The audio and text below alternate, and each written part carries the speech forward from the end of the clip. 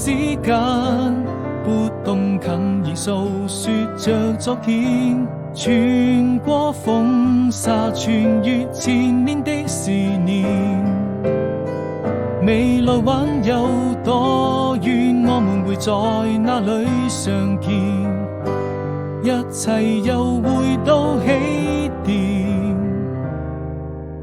我知道夜和白天已經越來越遠，你會用那些時光停留在這個瞬間，永遠記得你那張純真的笑臉。